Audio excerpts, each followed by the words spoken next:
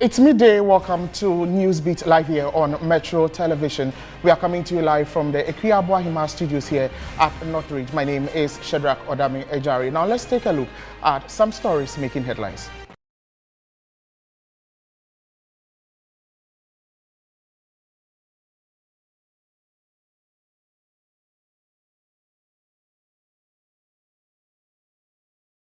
Ghana and South Africa launch a $1 billion prosperity fund aimed at funding strategic and transformational projects in areas of infrastructure, education, and healthcare.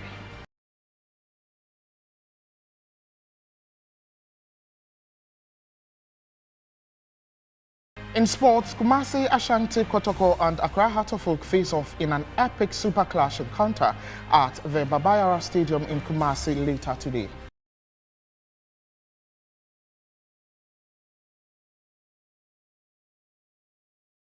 And later on the foreign front, Italians decide whether to choose their most right-wing government since World War II in an election being followed closely across Europe. We'll be bringing you details of this and some other stories in the next 60 minutes. Stay tuned.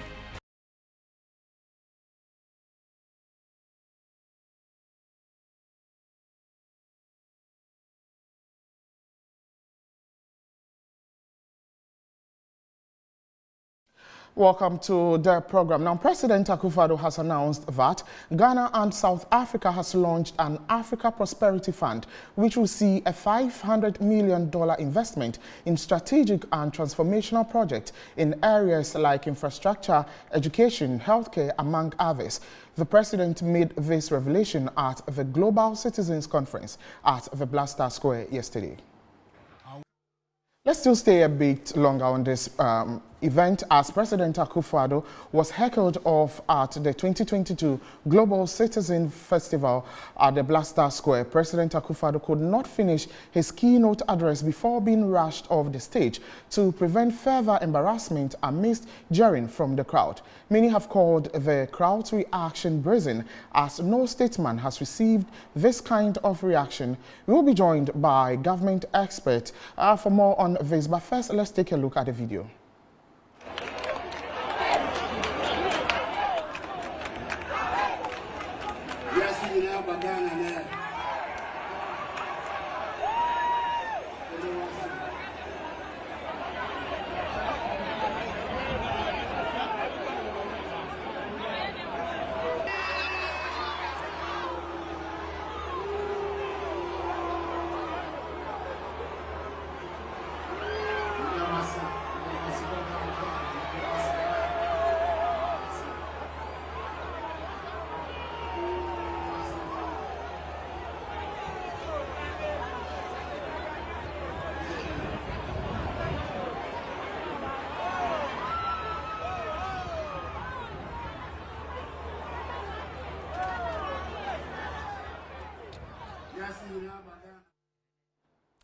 So we would go to Zoom and then speak to Jonathan Asante-Otre. He is a political analyst.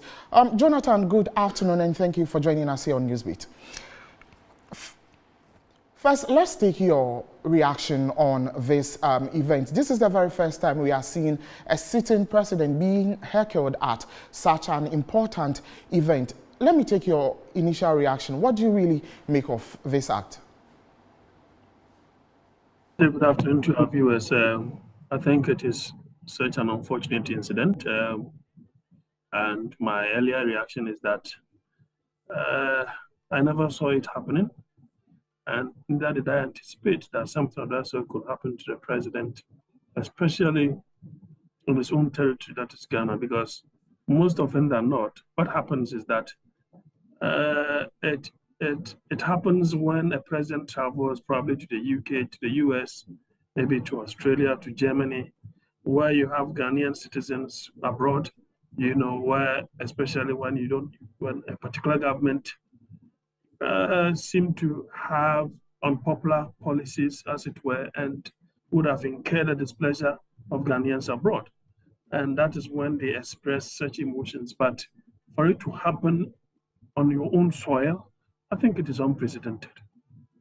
But Jonathan, let me also ask you, how does this go to affect the whole political atmosphere here in Ghana, considering the fact that this is a person from the ruling party who is seeking to break the 8, and then this follows at a very important event like this? Well, the point is that it is not every Ghanaian that has the opportunity to express and vent his or her spleen when the opportunities are not available. Now, this is a neutral platform, a UN program for that matter, and you have something like that's what's happening. What that tells you is that, look, you have very unpopular policies that the government has churned out. Many citizens are unhappy with the policies and the effect that these things are having on their livelihood and so on and so forth. And it appears that the president is a recalcitrant person, very adamant and not prone to change, because stakeholders, civil society organization, the minority, and even some from the majority have consistently, hacked on the president, as it were, to make changes in your government. And let's see and let the atmosphere become a bit refreshing. But you have a president who is still stuck to the same thing and the same formula, the same theory. And what happens? We are still seeing the same OG. And unfortunately, we've not seen any change. We are rather degrading. We are worsening. Our plight keeps worsening. Just about some few days ago, Fitch has downgraded us a little further from junk to junk, whatever description that they will give to it. So that tells you that it's not about breaking the 8. Look, if we are to hold elections now, believe you me, there will be, I don't know the kind of, adjective or the expression to use at the moment. I'm even becoming a bit emotional, which shouldn't have been the case. I think the MPP will be whitewashed. It does not matter whoever they are going to bring, because citizens are really, really angry. Just yesterday in Legon, I asked of a 5-kilo bag of Gino rice, which I have been buying by 2016 between 32 and 35 cedis, depending upon the shop that you go to. As at yesterday, 2 months ago, it was 80 cedis. Yesterday, it is 100 cedis. So if you have somebody saying that the inflation figure is not the 33 or 31 as we are claiming, it's so far beyond that, I have to agree to that. What is happening to the cedi? The cedi has depreciated to a level that is unprecedented. And yet, you see, we have an economic wastage, so to speak, Dr. Baumia, which is even, infuriating the ordinary citizen the more. And what do we do as government? We are still piling up pressure on citizens.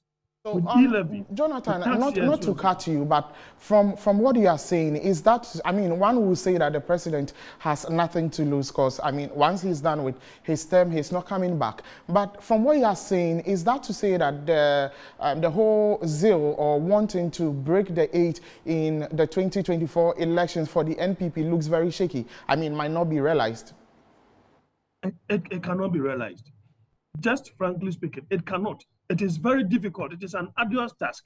The point is that in our part of the world, we look at the party more than the personality that are contesting. And so that's the more reason why the MPP, they were able to package President Nado for all of us to buy into, the campaign that they brought. Other than that, Mr. Akufado couldn't probably have been the president of this republic if the MPP had not packaged him so well. So it is more of the party than the personality. It is a little less of the personality and a little more of the party. That's the reason why some personalities will win parliamentary elections on a ticket of either NDC or NPP, because the problem is the party and not the personality. It is only a few in some constituencies that they will say that, look, that is where they will go skirt and blouse and so on and so forth. But Jonathan, breaking the 8. I would thank you so much for joining us this afternoon on Newsbeat. We will be coming back to you for more on this very discussion. But that is what happened at the Global Citizen Festival. We'll be bringing you more of these videos in entertainment. But away from that, a stored 6-unit accommodation facility for distressed children, or an orphanage home, Metro TV threw a spotlight on about a year ago at Suhum in the Eastern region, has been completed. The full story documentary dubbed Shelter in Distress caught the attention of the Ghana GDHKMO Greater Bay Area Chamber of Commerce, which led to a donation spree of the tune of 200,000 Ghana cedis. The facility was inspected by the donors on Saturday. 2021, when Metro TV first brought the plight of this shelter in distress found at Bonkia number 2 in the Suhum municipality of the Eastern region. This Seek Life Charity Foundation houses over 100 orphans, and they happen to have been sheltered in a dilapidated roofing sheet 3-bedroom apartment. That was when we brought the plight to your doorsteps. And thanks be to the Almighty God, we are here today with a completed 6-bedroom structure, as you can see right behind me. Through your kind donations and through the donations of the Ghana GDHK Macau Greater Bay Area Chamber of Commerce, the One Heart Fund, and several other donations from people who watched the Shelter in Distress expose on Metro TV. It's a big thank you to you all for how far you have donated to make this accommodation facility a reality for over 100 distressed children at Seek Life Charity Fund. It's a big thank you. We pray that a lot more people will come on board so that their school facility infrastructure, ICT center, and all that they have in mind to put together for the children can also come to fruition. The UN SDG 11, Safe and Affordable Housing, directs that by 2030, there must be access to adequate, safe and affordable housing and basic services for all, and while ensuring an upgrade to slums. It is for this reason that Metro TV focused a story on the plight of orphaned children at the Seek Life Charity Foundation in March 2021. Unfortunately, the Department of Social Welfare threatened to shut down the facility, saying it was not fit for purpose. Fearing the fate of these underprivileged children, the then Municipal Chief Executive for Kung Katamanso, Solomon Napier, was contacted to speed up the accommodation facility he began before COVID-19 struck. Due to lack of funds, he sought assistance from foreign nationals within his jurisdiction. Alas, the Ghana GDHKMO Greater Bay Area Chamber of Commerce came to the rescue, leading a charge to complete the stalled accommodation with an amount of 200,000 Ghana cedis. The Chamber of Commerce is very pleased to be able to visit Seek Life Foundation Orphanage Center today. And I've learned that the mission of Seek Life Foundation Orphanage Center is to let us make a world a better place for everyone. I can see the reality of this mission being processed over here. I can see the facilities and all of the smiling faces I encountered over here today. Thank you for the staff and children of Seek Life Foundation Orphanage for welcoming us into your home today. Several donations poured in, and many more benevolent groups like the One Heart Fund supported the project. One Heart Fund, we have been very impressed with what we saw here today at Seek Life Charity and Shelter. This is not our first time supporting the chamber in conjunction with the chamber to have this visit here at Seek Life. We donated in conjunction with the chamber. One Heart Fund donated about 200,000 Ghana cedis. We say a very big thank you to everyone who supported to make sure that these children smiled again. But let's move on to the University of Education, Winneba, which has promised to deal with the issue of the university's failure to update academic records of final year students. In a statement issued after a demonstration by some level 400 students, management has pledged that students would have their results displayed on the students' portal, latest by Monday, 26 September 2022.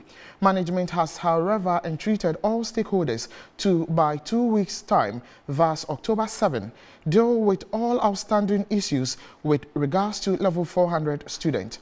However, Metro News had learned that the students are still bent on carrying out a demonstration on Monday.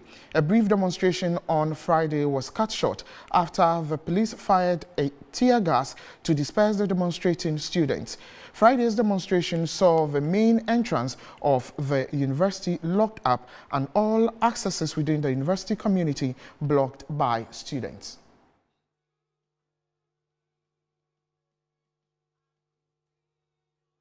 Away from that, the Ghana Police Service has arrested 14 suspected commercial sex workers at Adansi, Asokwa.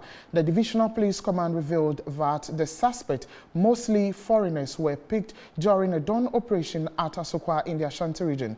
The police undertook a swoop at a popular pub in the area.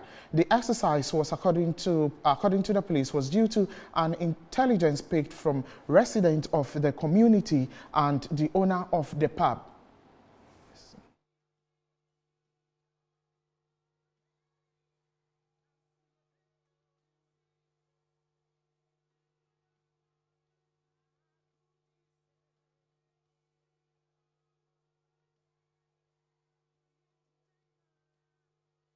So with the police say the chief arrested in connection with the murder of a prospective student nurse at Mankisim is still alive and in their custody. They described as false some media reports suggesting that the suspect has died.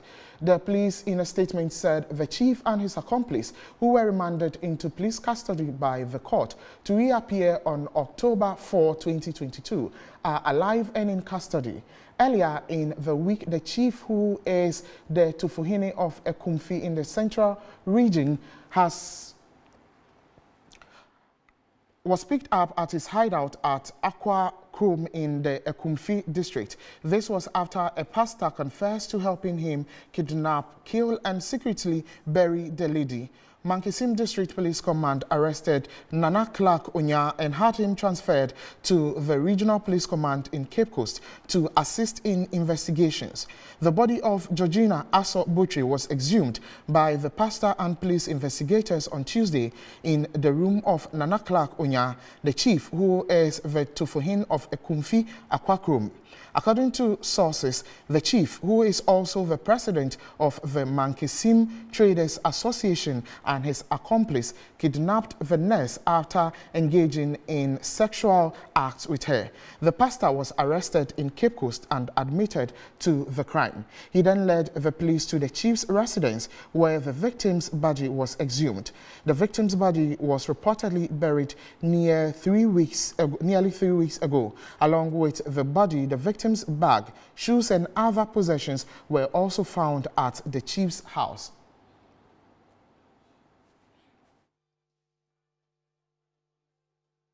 We'll take a quick breather. When we return, we'll be bringing you more stories here on Newsbeat. Do go nowhere.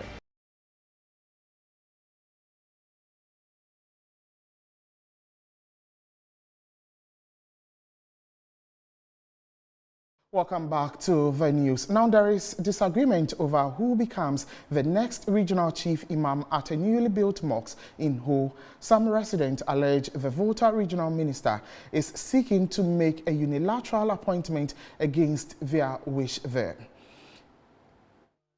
The Ho Central Mosque has been under lock and key for the past 2 years due to disagreement between two factions over who becomes the legitimate chief imam.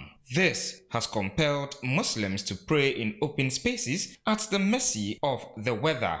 A Facebook post by the Volta Regional Minister suggesting that one Alhaji Muniru Ali has received the blessings of the National Chief Imam has triggered the anger of the followers of the other party, Alhaji Alpha Anas. The regional minister to send the message to the few people within the office of the National Chief Imam that they should not attempt coming to Ho as they plan. If not, the youth are prepared to die in the way of Islam. If that is what it will take for them right thing to be done. So therefore, when we went to the National Chief Imam, even the office of National Chief Imam is divided. The advisory board has been divided into two. When we went to the National Chief Imam, the advisory board, National Chief Imam ordered us to see the advisory board. When we went to the advisory board were asking of the certificate. When we submit the certificate to the advisory board, they were all shocked. Everybody was shocked. The land is belonged to Imam Anas as a leader in the region. The land is not for us, it's for one family registered. The time we were building the mosque, they are against us. We stood on us that we should not build it. Today we build it and they say no. If so, they will not take it, they will sell it for us. And we will buy it and we will have a document on it registered 100% in the name of the team of Imam Anas Hamid. Information available to Metro News indicate that after the press conference, the police invited the youth leader for a discussion. However, the supporters went to the station in their numbers, a move that nearly escalated. The regional minister is, however, yet to comment on the issue. Now let's move to the central region, where one person has been severely injured in a land guard attack at Twansa in the Gumwa East District. The victim, who had his fingers nearly chopped off, is currently receiving treatment at the St. Gregory Catholic Hospital in Gumwa Budumbram. Even though the Gumwa East District Assembly has barred the activities of Langat within the district, it appears that some Langat are yet to cease their activities. In a fresh attack, the Asafohene of Gumwa Twansa was attacked by some person suspected to be Langat on Saturday. An eyewitness spoke earlier to Metro News.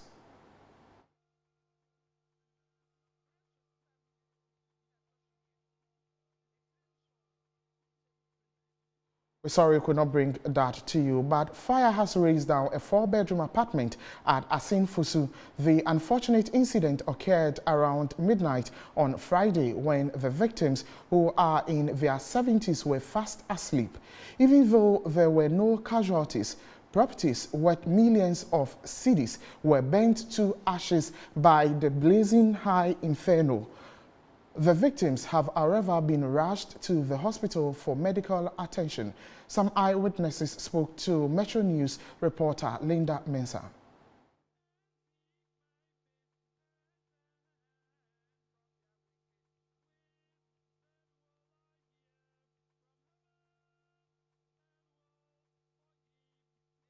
Now, it's a struggle for many beneficiaries of the Nation Builders Corps program. The initiative gave them a glimmer of hope that one day they too will be gainfully employed, but many are gnashing their teeth in regret as they have been asked to vacate their post with no salaries for 10 months. My colleague Desmond Okweku Danso caught up with Kenneth Insia, one of the beneficiaries in Techiman, who is now forced to work as a loading boy.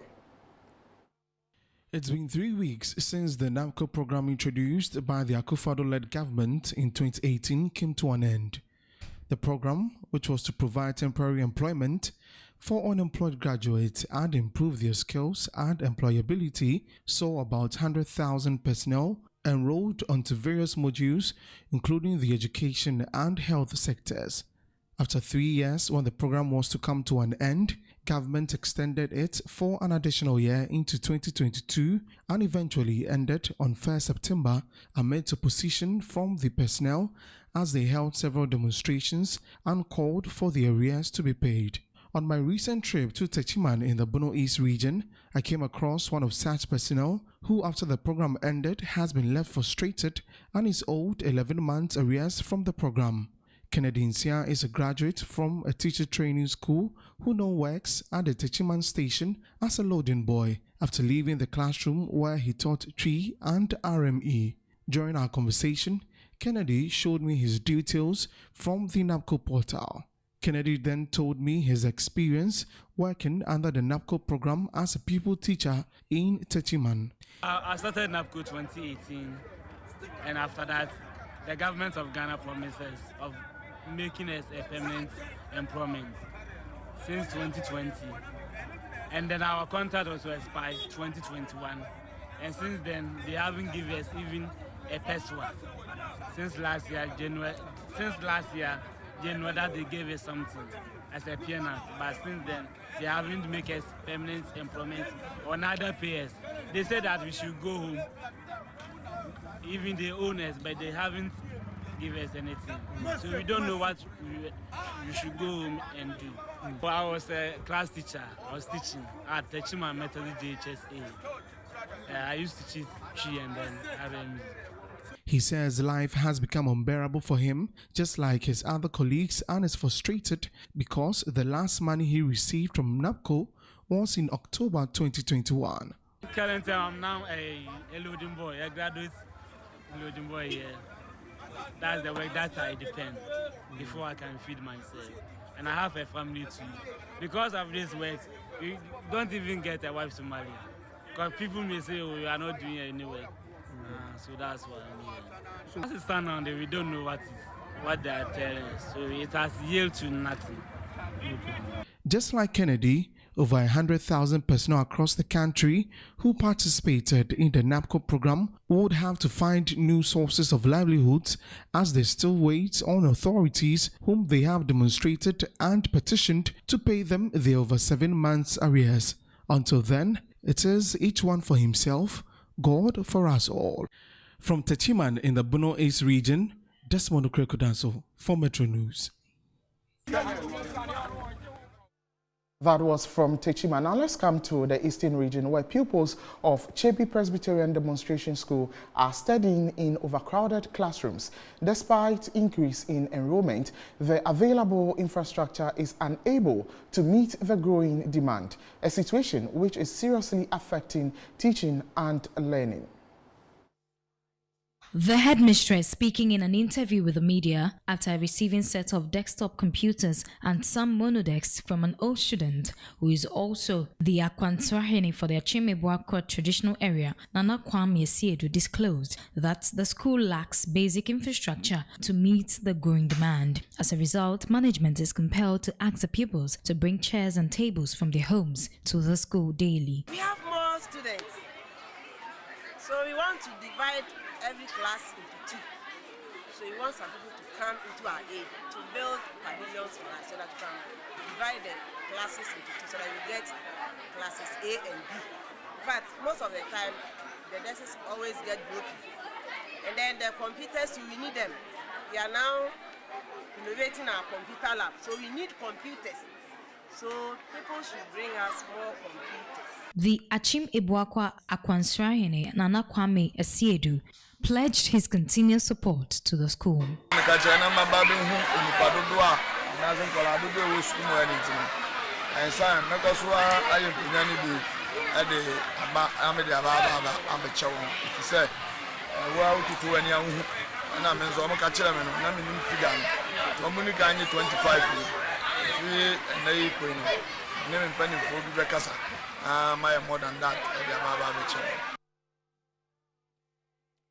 Some road contractors working on roads within the German South municipality have had their contracts terminated. The MC for the area, Andrews Bediakon, said delay in meeting the target has necessitated the action. Some road contractors who were working on roads within the German South municipality have been hit with contract termination. The municipal chief executive of the area, Andrews Bediakon, said they had to take the contract back and award it to new contractors due to failure to complete the work as agreed on. All the contractors are not currently on site. So over the week, I went to Accra to see the roads minister, who has agreed that we should terminate the contract, because looking at the rate at which they are working, they don't have the capacity. Especially the one working on the Drobo-Kwamse Road, Prempe, Amo Prempe and Co. Unfortunately, the contractor is dead, and what I am hearing is that the contractor, the children and the wife have some issues that they are unable to settle. Due to that, they are unable to come on site to work. So currently, you go there and they are not there. I've chased them to Sunyani, I've chased them to Feeder Rose, I've chased them to Accra and wherever. So finally, I had to go to the minister in Accra last week, who has agreed that we should terminate the contract and look for a competent contractor who can manage the road for us. Meanwhile, the former member of parliament for the area, Mama Afol, whose tenure the contract were awarded, said he would add his strength to get the roads fixed. The Drobo Kwesi Bokrom Road, Drobo Japekrom, and other roads within the area are currently in a deplorable state and should be fixed as soon as possible. The ministers of community are no other contractor or resourceful or aboarding no other economy. There is a growing pressure in the area for roads to be fixed for motorists due to the state of the current road network. Now let's go to the quarters of the NDC as the Deputy General Secretary, Dr. Peter Otokuno says the decision by the General Secretary, Johnson Asedu Nketia, to vie for the chairmanship position of the party would not create division, since he is very experienced and well-placed to lead the party into the 2024 elections. He spoke to Moro Awudu on Inside Pages. We are a democratic party. And nobody is beyond elections. Never have we gone for any elections that anybody has gone unopposed. Okay. Even the greatest president, former president of our party, who is going to be the next president, people tend to contest him. In the last primaries, we had 6 people contesting him.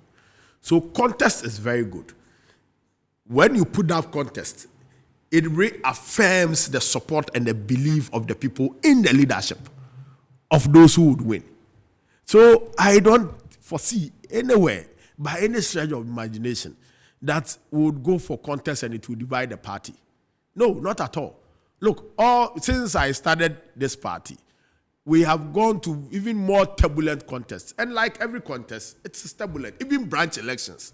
Look at what is happening in some places. Every contest is very turbulent. But the most important thing is that we are one family. When the people decide on you, they have decided on you. When they decide that you are the best person to do the job, you take charge and consolidate the party and bring everybody together. I do not see any division. I do not foresee any division that would be occasioned by General saying that he's going for chairman. And I think that General would be an excellent chairman. He would be a super excellent national chairman. But he has not declared. He has not told anybody if he's going for national chairman. But Doc, should General become our national chairman? I have no doubt at all. He has not declared that he's going for chairmanship. You are not aware, I'm not aware. Yeah. But I'm saying that he will be he can be a national chairman in the next 8 years, in the next 12 years. You may never know. But I'm saying that he would be a super national chairman if he's contesting for national chairman. It may be in future. You understand? Honorable Samuel Fosuampofo, I've had very good working with. He's an excellent chairman. You understand? So if the two of them decide that they want to contest for the position, it doesn't mean that any of them is bad. Meanwhile, Dr. Peter Otokuno says he is well pleased to win the party's General Secretary position due to his experience and loyalty to the party's ideology. There is not only about the contest, it is about 2024. You see, the party must win power in 2024. And not for the sake of the NDC, but for the sake of the Ghanaian people.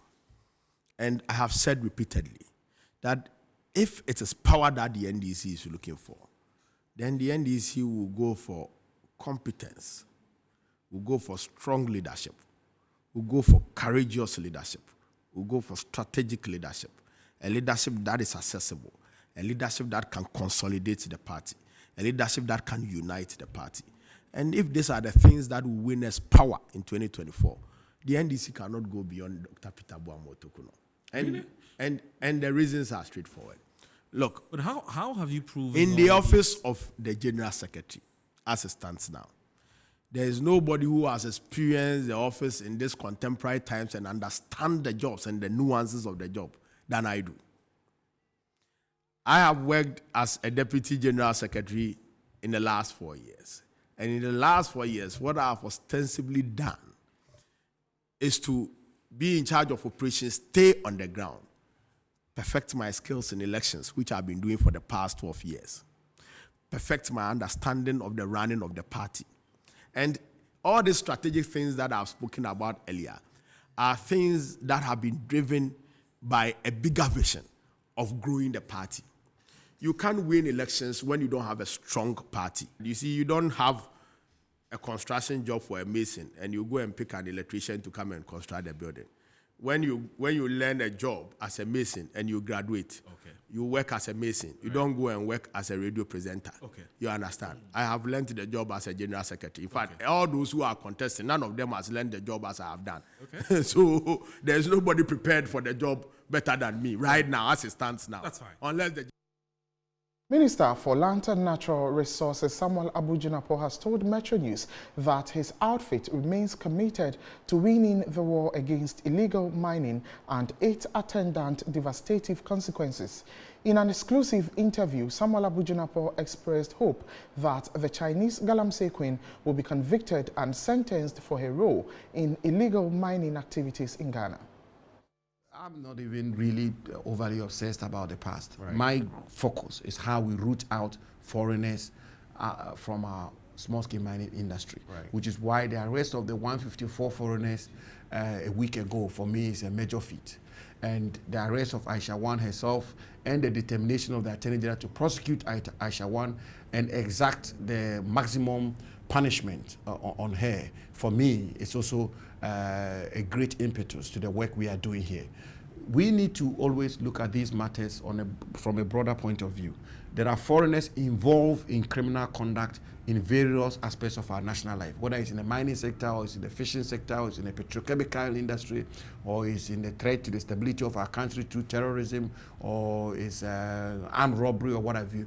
The focus of a government with its salt, such as the Akufado government, ought to be putting in place the requisite policy, legislative framework to root out foreigners from all the criminal enterprises and cartels in our country, mining inclusive, and which is why her arrest for me is good news.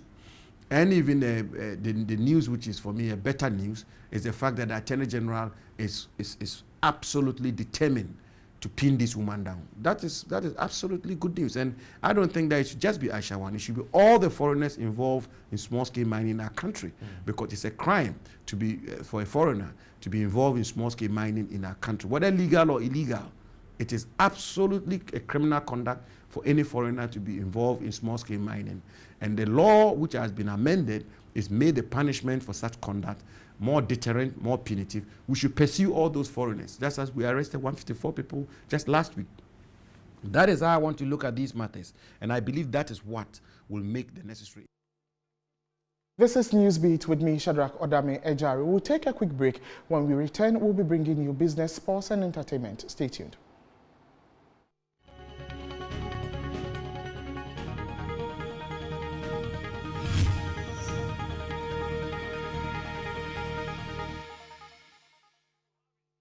Welcome back. Now, in business, an economic and financial consultant, King Carl Doh, has said Ghana's economy was headed for a ditch before the onset of the Russian-Ukraine war. He said this on the back of the International Monetary Fund assessment of the economy, which revealed cracks in Ghana's economy. On July 1, the government made a sudden U-turn on its initial decision not resorting to the IMF. Consequently, a team from the IMF arrived in Ghana to start negotiations with the government. The IMF, in its first meeting, noted that Ghana is facing a challenging economic situation propelled by Russia-Ukraine war and COVID-19. But the minority believes the IMF is managing the situation so they do not create fear and panic that will further exacerbate the issue. The IMF Director of Communications, Gary Rice, at a press conference maintained that, just like any other economy, the current Ghanaian economy has been pressed very hard by development in Ukraine as well as COVID-19 shocks. Our mission chief for the IMF also recently visited Accra again to meet with key counterparts, and we're hopeful for another visit in the coming weeks. I don't have the date for you.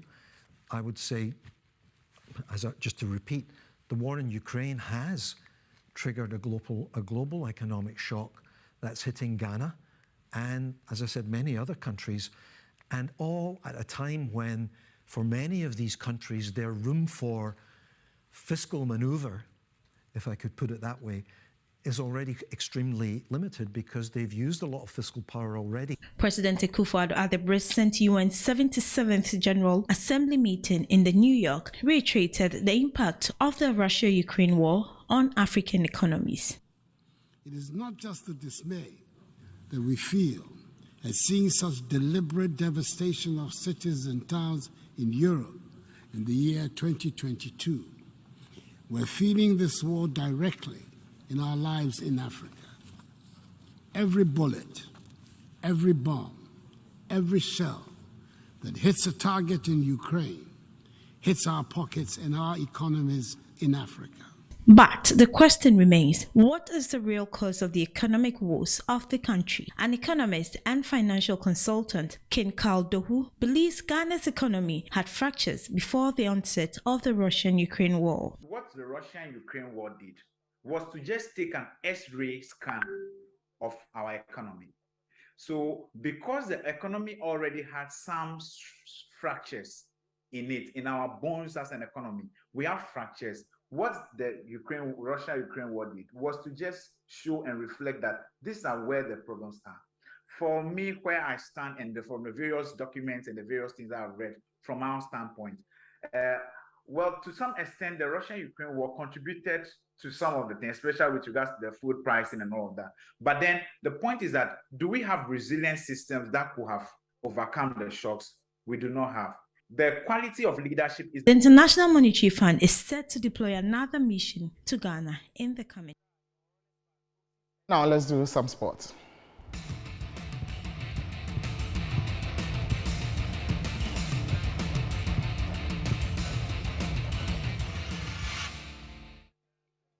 Now, Asante Kotoko Sporting Club is going head-to-head with Accra Heart of Oak later today at 2 p.m. in the biggest game on the Ghana Premier League calendar.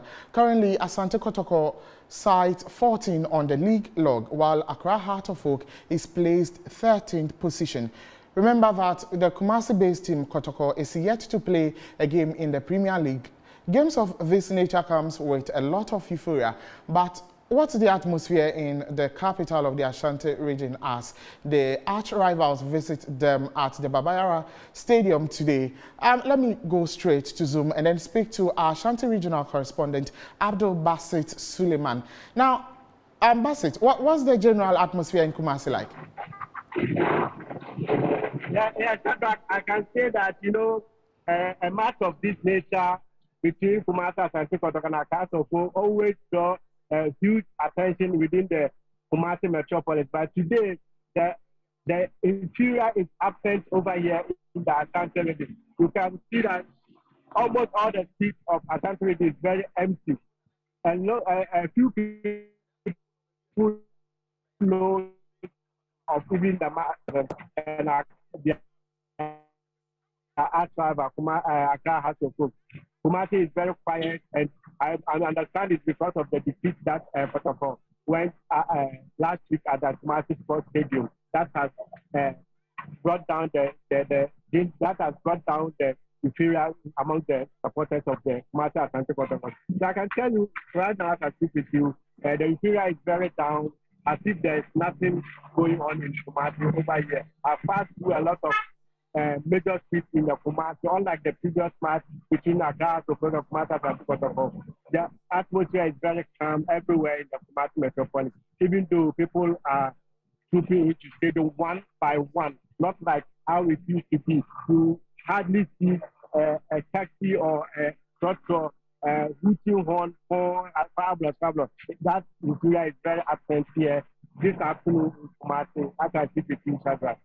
Well, Bassett, I mean, that is to say that the Kotoko fans are sober. I mean, they are afraid of what the likes of Winston Taki and Joseph Light, Heart of Oak, will be bringing to the Ashanti region. I'm sure Henry's mood might be changing now. But thank you so much for joining us, Abdul Bassett Suleiman. Now we'll go straight and then do some entertainment stories.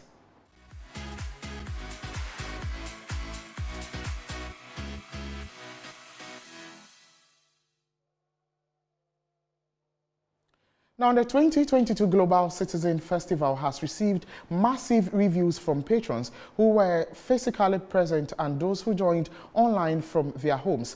Stormzy, Sarkodie, Asha, Jackie, Stoneboy and others have left massive footprint on Ghana's memory as this concert is being touted as the most organized sound engineering event ever. Let's see some of the performances. An exciting night it was here in the capital. Now here is a wrap of some international stories making headlines.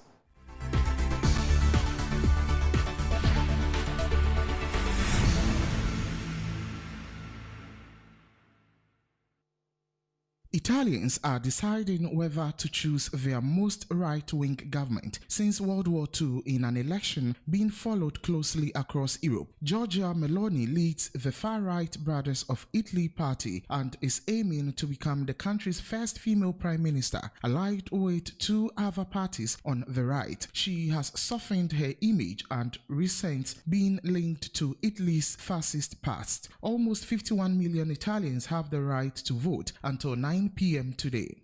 Russian soldiers who surrender to Ukraine will be treated in a civilized manner, Ukrainian President Volodymyr Zelensky has said. In his nightly address, Mr. Zelensky appealed to Russians to run away or surrender once at the front. It comes after Vladimir Putin signed a law doubling the punishment for Russian soldiers who desert or disobey orders.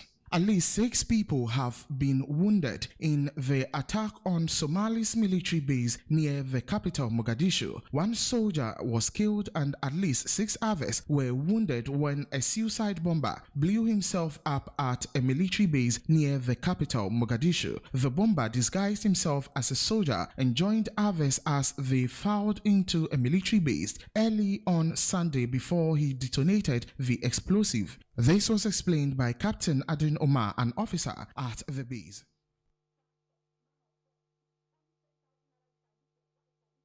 That is how we end Newsbeat today, 25th of September 2022. A very big thank you for doing the watching, and a big thank you to my producer Henry Kwesi Bedu, Joseph Lai and his team, Winston Taki, and everyone here at Metro Television. We are back again at 7 p.m. with News Night. Till then, do enjoy the rest of the program. My name is Shadrach Odami Ejari. Itebai.